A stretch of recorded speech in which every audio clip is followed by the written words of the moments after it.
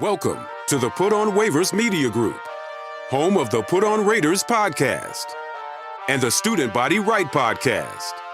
This is your place for the best breakdowns and the best insight for those who fight on and bleed silver and black. Now, here are your hosts, Dwayne Douglas and Ryan Holmes. Gerald Morgan has definitely been playing pretty well. We kind of been tracking it throughout the season, although, some Raider fans now they're turning the page a little bit. They're going from, hey, trade, get rid of him to, where he is now, where they're posting his PFF numbers. You've been on it pretty well, pretty on point all year about Morek's play. What are your thoughts about how he's doing? Yeah, I think he's definitely taken the next step, and a lot of it has to do with the scheme that they're running now. This is a zone defense for the most part. They're running a lot of cover 3, a lot of cover 4. That's what Trayvon Merrick did at TCU, basically ran quarters coverage, cover 4. And that's what he's doing. The tackling is kind of, I think, improved, which is interesting because he has a cast on his left hand. So the fact that he's tackling better and he can't wrap up is interesting, but we'll see. That I would assume that cast comes off soon. It's been a month, 5 weeks maybe. So should take 4 to 6 weeks, depending on what the injury is, if it was a broken thumb or unless it was a wrist. I don't know. We'll see. But yeah, I think that he's doing a much better job of, one, his role simplified in this defense this year. And I think that he's trusting the guys around him, especially Marcus Epps. They communicate. You see them, depending on which side of the formation is the strong side or the weak side of the passing strength, you see them flipping responsibilities. But he's just comfortable in the scheme in his second year under Patrick Graham, and they're not asking him to play a lot of man coverage. Yeah, which is nice. We all want to see him excel, so good for him. Anything on the pros side of the ledger here? Anybody want to highlight who thought played pretty well? As far as that, how did Spillane and Diablo. I thought they were just okay. That's okay. Spillane had an opportunity to make an interception in the red zone. You saw the ball go right through his hands. Unfortunately for the Raiders, it was a completion that turned into a first down. Could have knocked it down. Would have preferred to see the interception, but he was in the right place. But overall, it's kind of a little bit of the same. Okay in coverage this week. Okay against the run. He's not getting home on the blitzes. And Diablo kind of flashes and then disappears. I don't think the linebackers were great this week. They just happened to be playing a team that couldn't run the ball and a quarterback who had a rough outing. Yeah, it's a tough game for them. And we'll see what happens. We'll see what happens with them. Offensive line, the interior, any better? Same, no push, right? Yeah, I think Parham kind of struggled again this week after being a little bit better last week. You're still seeing the ups and downs week to week with him. Van Roten, at some point, he might need to be replaced, and we'll see what happens. Like, there was another play where he basically ran right into his own guy when he should have been downfield getting to line. It was a draw play. I don't know if he thought it was a pass play, but he just didn't climb to the second level when he was uncovered, and he basically ran into Zamir White. And yeah, I thought James was okay. Not spectacular. I know he had a pretty high PFF grade. Nothing really stood out on the film as far as him dominating the guy across from him. But I thought overall the pass protection was pretty well. You saw that the other team, the Patriots, tried to do a lot of those interior stunts as well. I thought the 3 guys on the inside picked those up pretty well. So we'll see. I would like to highlight Marcus Peters on the defensive side. I know that he's another one that's getting a bad rap from the fans because you're not getting the pick sixes and those big plays, but he's actually playing pretty well. He's getting better every week, playing a lot more zone. You see him with his eyes on the quarterback, making plays on the deep ball. He's not letting guys get behind him anymore when you're not asking him to play man. So I think Raider fans need to understand at this point, you're probably going to get man very little week to week, maybe situationally depending on the opponents, but this is a zone heavy defense at this point. And they don't have the personnel to really go man anyway. So right? They really don't have those guys. Yeah, you don't really want, Epps playing man, Peters playing man. Bennett, I don't know if you want him playing man or zone. He kind of looks, and he didn't play a ton last week. He kind of mixed in. So we'll see what happens when Hobbs come back. It's going to be interesting when Hobbs comes back if they put him on the outside and leave Tyler Hall inside. Tyler Hall's played pretty well. Yeah, pretty well. So we'll see what they do with the secondary. That's what I think we all got a little bit right when we were talking about Tyler Hall. And now when you see him in games, he's he's doing what he did in preseason and in like inter squad stuff, and he's doing it in the games now. So good for him. Maybe he can keep that up as well, even with the horizon with Nate Hobbs coming back. On the other side of the ledger, um, red zone. Is that like, are we gonna there's some songs talk about puff puff pass. I mean, I don't know if it's gonna be run pass all the time with this offense. I don't know how that can continue. I just, it's just kind of tough to watch them kind of execute there. Yeah, it was a rough one. There was a couple drives where there were penalties that put them back at the down and distance where they were, at the 10, 15, 10, 12 yard line trying to go in. I don't think that McDaniels called a great game in the red zone. I think it was more like, hey, we know the other team's not going to score, so let's just not do anything stupid. Run on first down, run on second down. If it's not there on third down, get rid of it. There was some pressure that got there a couple of Yeah. times. I think I hope I'm right, but I think this week was more of let's not turn especially after the first interception from Jimmy, which uh, it was kind of just a bang bang play. I'm on the other side. I don't think it was like Jimmy's laying Devontae out, hospital ball, like you see all over Twitter. When he let go of that ball, the safety was probably 10 yards away, and Devontae kind of bobbled it, kind of turned to get it, and then when he turned back in, it was just the timing was perfect to knock that ball up in the air. Um, Once that happened and they started to move the ball with some consistency, I think Josh kind of just went, okay, I'm going to be ultra conservative in the red zone, and we're not going to try to do anything, especially once Brian Hoyer got in the game where we're going to turn the ball over. So Yeah. we'll see. Honestly, it kind of reminded me a little bit of the Rams game, where he was just like, I think he was in the Rams game. I felt like that same kind of way, like, you know what, especially after the worst interception I've ever seen in my entire life took place at halftime right before half. It seemed like, okay, let's just do whatever we can to get out of here with a victory. They ended up not getting out of here with a victory, but this game could have been closer. I mean, you had the Bourne play that got called back, and then also the Elliott play got called back in the game, and then you also had another play. Oh yeah, you had the drop by Parker, which was like I thought, I was like, as soon as you see it streaking, and you're like, are you serious? Like somebody's behind you right now. It was Bennett. I watched the all 22 today, and I'm like, what is he doing? It was I kind of don't just a little I don't I stutter and don't go. I don't get it. I mean, like let him stutter. Just cover the go. Who cares? Yeah. Like who cares in that situation? But For a guy that uh runs a 4.3, whenever a guy gets behind him, he kind of looks like he's jogging, and it's like, Bennett, like, where's the speed? Catch up to this there's guy. been a couple of plays where Bennett does look like he's jogging a little bit. It's like, cousin, Yeah. like, let's go. Like, you draft you because of your speed, part of that goes. What was some of the kind of negative things you saw in the game today? Game on Sunday. Well, I thought the run game never got established again. I know they kept going to it. That's gonna be a problem.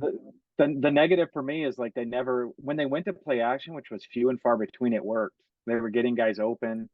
There was receivers open. There was tight ends open.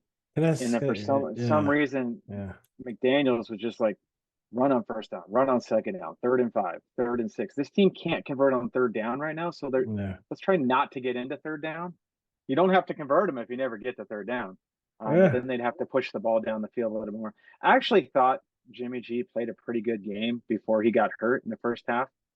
Um, I see a lot of digs continually on the all 22, so I think trying to No. change up some of the route combinations, do something a little bit different. Like these defenses are adjusting to what Josh is calling, and I thought the defense, looking at it today, it wasn't.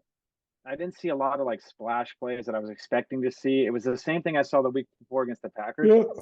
Guys are executing their assignments in the secondary Mhm. and taking away some throws more than it is like guys really flashing and being playmakers. So I think that they're understanding what they're supposed to do in coverage, which is great because you're not seeing the explosive balls down the field. There's still some missed tackles that need to get cleaned up. I would still like to see somebody as a defensive end other than Max Crosby get loose. Max Kuntz, I didn't see him at all in the film. He didn't do much at all this week in the snaps he got. Tyree Wilson not doing much at all on the snaps he's got. So I completely understand why this team's in the market for a veteran pass rusher. Yeah. Yeah. All right. As far as me goes, I just don't. I mean, to me, that red zone got to get figured out. I know what he's. I kind of just. You're a play caller like that. That should be like your bread and butter. It's kind of what you want. What you want to do. Like I could call run the ball up the middle, run the ball up the middle, and then pass. Like I really feel like and like somebody. And like I always like we were in a conversation this week and it was just like play action when even when you're not running the ball well, when you have Josh Jacobs on the football field, that still has a reaction because he ran for 1,600 yards last year. Like I mean, he's one of the best running backs in football. So they still have to react to it, and that's going to open up little windows for you to pass the football, right? Yeah, so EPA, expected points added per rush, is not related. It's not correlated. There's no relationship between that and expected or EPA per play action. So you don't have to run the football to be an effective play action team. You just have to have the threat of it. Um, and if the Raiders really want to get these linebackers and the safeties out of the run game, the only way they're going to do that, it's not running your head into the wall and running into 8, 9 boxes. It's throwing the ball behind those guys. You have to call play action, get the ball over those guys, get it to the tight ends, get into the intermediate area, and make them respect that. But if you're not going to do that, every time the quarterback turns his back, they're coming downhill. And the offensive line, as much as we want to blame them, Mm-hmm. what are you supposed to do when you have a double team block at the same time a linebacker's coming screaming through the hole? Like they're not good enough like to be able to block a guy and immediately get off and get to the next guy. Like they're supposed to double team and then get to the second level. There is no second level. It's essentially having 8 guys at the line of scrimmage essentially the minute the quarterback takes the snap and turns around. So the only way to get them out of that is throw the ball down the field or do play action and get the ball behind that coverage. So hopefully we see Josh do that. He may not do that this week because they're going into Chicago and it looks like they're playing an undrafted free agent quarterback, and we may see the He's gonna same get game plan where it's they're gonna going to run it's the football in the big boxes. you're gonna see the Rams game plan here. I mean, it's coming. It's coming. They're not gonna take any, especially if they get up 10-0. I mean, they might win this game 10-3, and then and who obviously who knows if it's gonna be weather in Chicago as well. So let's just roll through some all 22 quick clips here that you had on the X app here or formerly known as Twitter.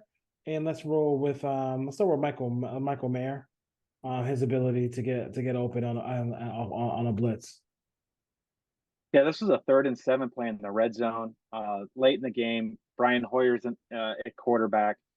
And you see Michael Mayer do a really good job of understanding the coverage that he's running into. So you see the Patriots bring 6 guys. You see Kyle Duggar, who's the safety, kind of looks like he's going to run out into the flat, and then he works right upfield, is a 6th blitzer.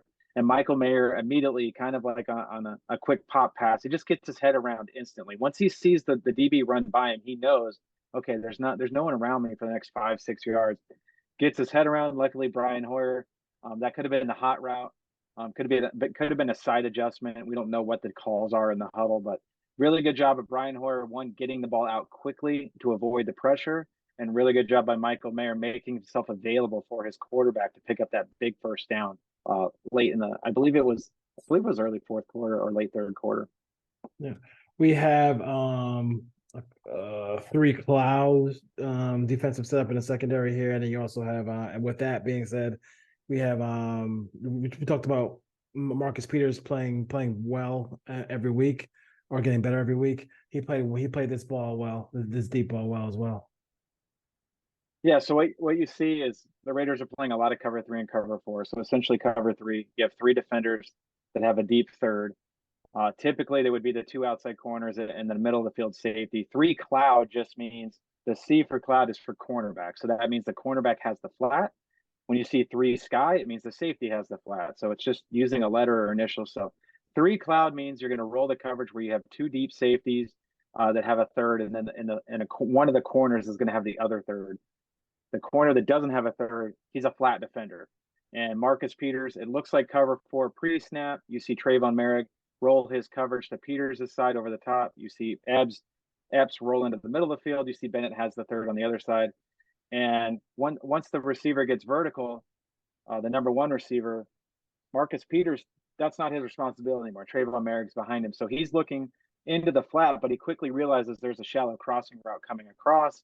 He's able to make a play, hold him up till another defender gets there, get the guy on the ground for a minimal gain. So Marcus Peters plays his best when he just watches the quarterback and he doesn't have to Yeah. worry about running Yeah. around and running vertical and chasing No guys. question. No His question. instincts are really starting to show up defensively because they're not asking him to play man coverage.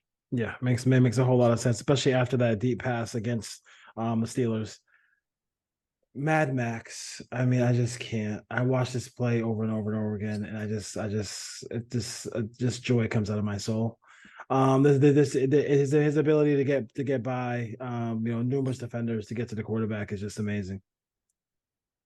Yeah, this one sealed the game. They got a safety at the end. Again, you see, Matt, he's aligned way outside. Like he's outside Mike Gesicki, who's the tight end, who's kind of not even on the end of line. He's in He's out the wide. he's in the slot. He's in the slot. Yeah, essentially, Max Crosby's lined up basically at the popcorn stand on the side there, and he's just giving himself the angle. And poor Mike Gesicki, he had no chance. Like it was just a double swipe. How It do you basically just slapped him into next week. How do you put Gesicki out there like that, cousin? Like, why you putting it on film for him? That's not good. That's not good.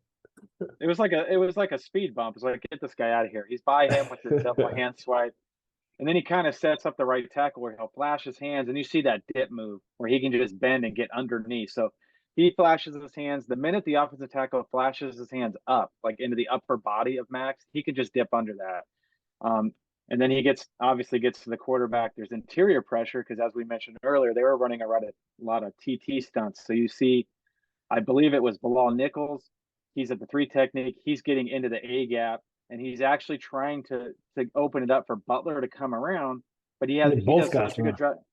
Yeah, he does such a good job with the rip move that he gets by the guard, and then he's like, wait a minute, the center is not really here either, so I'm just going to work upfield. And he kind of meets Max there at the quarterback. They each get a half a sack, game over. But it's good to see this defense finish out games. I'd really like to see this team, and as I predicted, and I was wrong with the score. I thought they'd win this game by 2 touchdowns. They should have won this game, but they convert 1 or 2 of those red zone opportunities. It's a runaway. Your boy Dwayne almost had it. I picked him. It was 2019. I was so close to 2019 in this game. So it was weird. We'll see what happens next week, but just win, baby.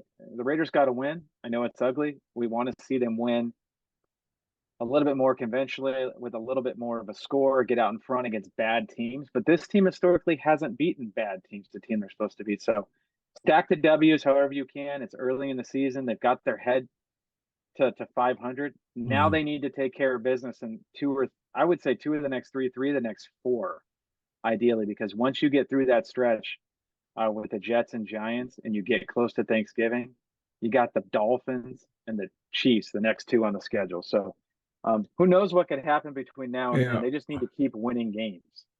And I think for them, what you got to build towards, and this is I think it's a hard sell for me to say it. For me to say it, it's a hard sell. But go out there and win the games that you're supposed to win. Like this week is going to be, whether it's Jimmy G, whether it's Hoyer playing. I mean, this is a game that the Raiders probably should win. Win this game and then put pressure late in that 4th quarter, 3rd quarter against the Lions for them to beat you. Like, you know what I mean? Because the Lions, people are going to expect the Lions are beating some really good teams, and they're winning games on the road, and their fans are flying all over the country to see them play. So, they're going to think, okay, 10-point favorites at home against the Raiders should be a cakewalk. I mean, if that game is close in the 4th quarter, you have an opportunity to win it. I mean, maybe you could steal one there as well, but we'll see, one game at a time. They got like we said, like last year, they weren't able to beat, some of these bad teams. If they beat some of the bad teams last year, they might have been in the playoff race. Rams, Steelers. The Rams, Steelers. the Rams. Those were 2 brutal games. I mean, was it 13-10? I think both of the games were 13-10. But maybe 16-13, 13-10. Something like that. But they were both under 20, so Mr. Needed defense had to come through.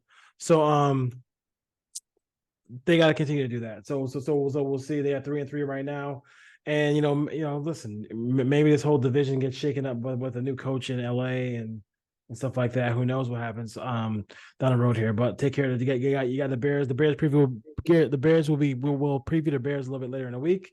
But right now, it's a victory. It's a victory for them and victory for the Raiders, and they're heading in the right direction as far as wins go. All they can do is play who's on the schedule. That's it. You just play who's on the schedule. Yeah, it's already setting up for one of those seasons where we're going to look back and say, what if they could have beat the Steelers? What if they Oh held on God. to games? So I have a feeling that this team's going to find a way to get that There's 7, 8, 9 win range. That's kind of what we predicted when the season started. And we're gonna look back and say, what if? But who knows? They can get on a roll. Momentum's crazy in NFL. Injuries can happen any week, so this team needs to stay healthy, get their quarterback back, and then see what happens. If you're in it at Thanksgiving, you have a chance. You never know what happens week to week. We saw last week, we saw the 49ers lose to the Browns. You saw the Giants go to Buffalo and almost beat them. They're a yard away from beating them. So I know it's a daunting task, but Eagles any lost to the given Sunday Jets. is true. Eagles Yeah, lost to Zach Wilson and the Jets. Yeah. Any given Sunday, it normally doesn't apply to the Raiders over the last several seasons, but you just don't know if this team, if the momentum's going in the right way, if the defense can continue to play. I don't think they're holding teams under 20 when they start playing better teams, better offenses, better quarterbacks. But if they can keep them in the 20 to 24 range and the offense can take it the next step, they're going to have a chance to win some games later on that right now we'd probably look at and say, we don't think they're going to win. Yeah, question about it. So, all right, Ray Nation. Well, we'll get the Bears going. We'll get that. We'll get that. We'll look at them real quick. I had so much fun. I have so much fun looking at Bears film. It's just so much. It's just joyful watching their all 22. Eberflus in the house. We'll see what happens there. Or as they call them in Chicago, ever lose. Ever lose. Well, he won't be. So something tells me he won't be the coach who is around when they if they pick first in the next year's draft. I'm just gonna go on the limb there and say that. But it must be nice to be able to. I mean, they could pick first and then pick Marvin Harrison second if they wanted to. As far as that goes, it's a long way from now though. All right, Mike. All right, Ryan. See you next time. Take care. Take care, brother.